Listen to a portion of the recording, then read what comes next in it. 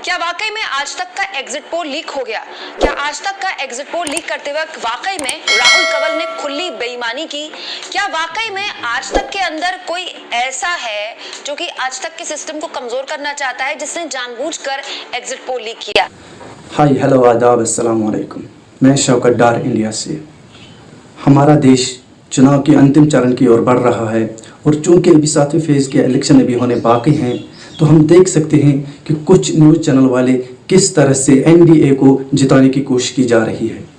क्या ये एक सोची समझी साजिश के तहत किया जा रहा है, जिसमें कि इंडिया को बहुत पीछे दिखाया जा रहा है? इस वीडियो में कुमकुम बिनवाल जो कि पत्रकार है क्या कहती हैं, आइए एक साथ देखते हैं। क्या वाकई में आज तक का एग्जिट पोल लीक हो गया? क्या आज तक का एग्जिट पोल लीक करते वक्त वाकई में राहुल कंवल ने खुली बेईमानी की? क्या वाकई में आज तक के अंदर कोई ऐसा है जो कि आज तक के सिस्टम को कमजोर करना चाहता है, जिसने जानबूझकर एग्जिट पोल लीक किया? दोस्तों, सोशल मीडिया में धड़ाधड़ एक वीडियो खूब शेयर की गई। दोस्तों, वरिष्ठ पत्रकार दयाशंकर मिश्रा ने यह फोटो शेयर की और उसके बाद गंभीर आरोप आज तक पर लगा दिए।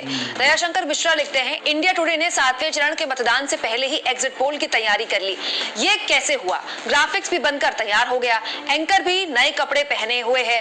गोदी मीडिया कहने पर कली पूरी नाराज हो जाती है, इसलिए तस्वीर नकली है तो इंडिया टुडे को इसका खंडन करना चाहिए। सही है तो बताना चाहिए, बिना मतदान के आंकड़ा कैसे आ गया? हर कोई यही सवाल पूछ रहा है कि अभी 7वें चरण का मतदान तो हुआ ही नहीं, तो एग्जिट पोल कहां से आ गया? और आ भी गया तो आखिर वो आज तक के अंदर कौन है जो आज तक के सिस्टम को कमजोर करना चाहता है, जिसने इतनी सीक्रेट फोटो लीक कर दी? क्योंकि राहुल कंवल देखिए यहाँ पर खड़े हुए हैं और उनके पीछे एक सिस्टम है, कंप्यूटर सिस्टम है। कंप्यूटर की स्क्रीन में साफ आंकड़े दिखाई दे रहे हैं। इन आंकड़ों में आज तक ने इंडिया को और एनडीए को कितनी सीटें दी हैं, उससे ही इस पूरी की पूरी तस्वीर की पोल खुल जाती है। दोस्तों, एक बात मैं आपको बता दूं, ये तस्वीर बिल्कुल नई है।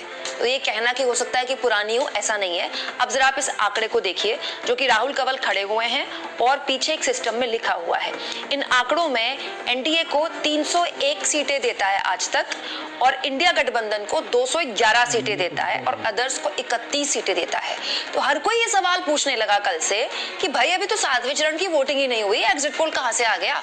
इसको लेकर बहुत गंभीर सवाल जब लगातार आज तक पर खड़े होने शुरू हुए तो राहुल कंवल सामने आए। दोस्तों, राहुल कंवल ने इस पूरे के पूरे मुद्दे पर क्या बोला ये तो मैं आपको बताऊंगी ही, लेकिन ये पूरा का पूरा वाक्या कैसे गोदी मीडिया की कलई खोलता है, उसकी पोल खुलता है, जरा तफसील से समझिए।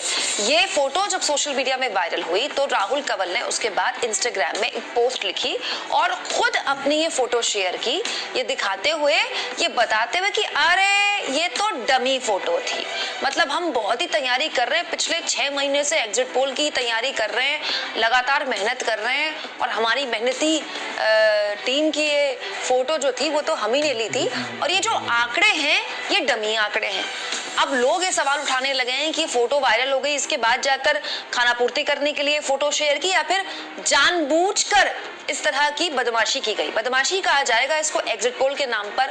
आप बेमतलब के एक डमी आंकड़े, आप एक बात बताइए, डमी आंकड़ा कौन निकालता है ना? डमी आंकड़ा अगर आपको प्रैक्टिस करनी है सिस्टम में, मैं समझती हूँ कि बहुत बड़ा सिस्टम होता है, तो ग्राफिक्स प्लेट्स कैसे चल रही हैं, ठीक चल रही हैं कि नहीं चल रही हैं, एंकर से प्रैक्टिस करते हैं कि वो एंकर उस स्टूडियो में जाएगा, वो एंकर स्टूडियो में जाएगा, इस तरह से आंकड़े बताएगा। हो सकता है कि इस तरह के लिए डमी आंकड़े आप रखते हो, लेकिन एक बात बताइए, अगर इनको डमी आंकड़े भी रखने होते हैं, डमी आंकड़े मतलब फॉल्स, गलत आंकड़े, अपने प्रैक्टिस के लिए, अपनी तैयारी के लिए, ताकि जिस दिन फाइनल एग्जिट पोल आए उस दिन कोई दिक्कत परेशानी ना हो, उस दिन कोई हिकअप ना हो, कोई ऐसी ग्लिच ना आए टेक्निकली।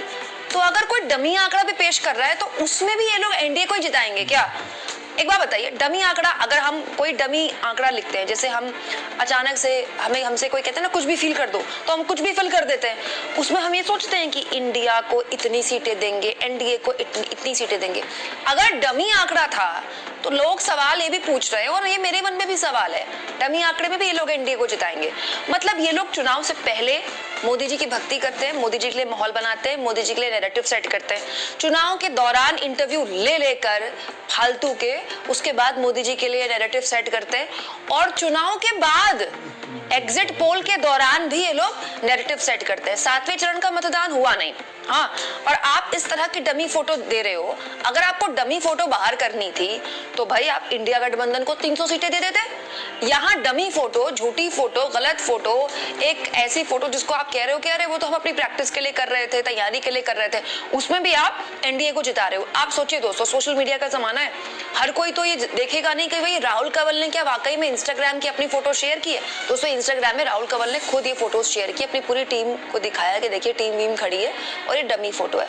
लेकिन सोशल मीडिया में हर कोई इतना एक्टिव नहीं होता और हर कोई इतना, इसको किसी को इतनी परवाह भी नहीं होती। अब ये फोटो आईटी सेल देखिए कहाँ कहाँ घुमा रहा होगा।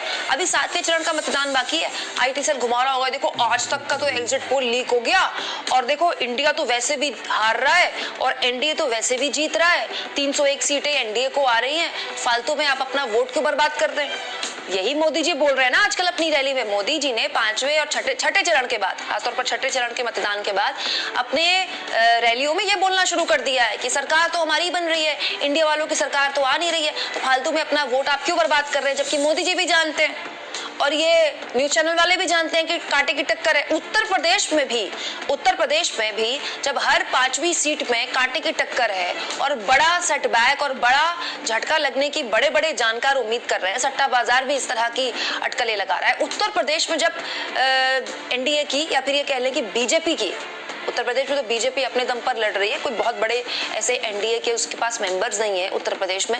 उत्तर प्रदेश में जब स्मृति ईरानी की अमेठी की सीट फांसी हो सकती है, तो आप सोचिए उत्तर प्रदेश में बीजेपी का क्या हश्र है, क्या हाल है।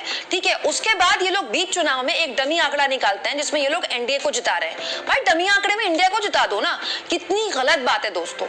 एक बिल्कुल भ्रामक फोटो आप जानबूझकर शेयर कर रहे हैं, आप चाह रहे हैं कि इसके लिए आपके चैनल के एग्जिट पोल के लिए माहौल बने और उसके बाद आते हैं धप्पा, ये तो मजाक था, ये तो डमी आंकड़ा था। डमी आंकड़े में भी इनको मोदी जी को ही जिताना है। दोस्तों इसे कहते हैं खुली बेईमानी। मजाक के नाम पर आपने कितने सारे वोटर्स के साथ छल किया। इन चेहरों की, राहुल कंवल जैसे लोगों की खुद की कोई क्रेडिबिलिटी बची है कि नहीं बची है। दोस्तों ऐसा ही इन लोगों ने मध्य प्रदेश और छत्तीसगढ़ के जब एग्जिट पोल आ रहे थे उस वक्त भी किया था। उस वक्त भी एक खुद ही वीडियो बनवाई, सीक्रेट वीडियो दिखे करके फोन को ऐसे किया ताकि ऐसे लगे कि राजदीप सरदेसाई और बाकी जो जानकार है वो बैठे हुए हैं, और सीक्रेट वीडियो टाइप शूट की और खुद ही उसको जारी कर दी और उसका खुद ही कह रहे धप्पा, ये तो हमारा प्रमोशनल वीडियो था ताकि लोग बात करें। लोग आपके एग्जिट पोल के लिए तब बात करेंगे ना जब आपके आंकड़े सटीक होंगे। भाई अगर आपके आंकड़े सटीक होंगे तो वैसे भी लोग आपके एग्जिट पोल का इंतजार करेंगे, लेकिन बेमतलब के लिए माहौल बनाने के नाम पर आप अपने एग्जिट पोल के लिए माहौल नहीं बना रहे। आप माहौल किसके लिए बना रहे हैं? मोदी जी के लिए बना रहे हैं। अगर इस तरह की भ्रामक फोटो से एक वोटर भी इन्फ्लुएंस होता है, तो उसके लिए कौन जिम्मेदार है? आज तक के मालिक जिम्मेदार है, आज तक के सो कॉल्ड ये राहुल कंवल टाइप संपादक जिम्मेदार है।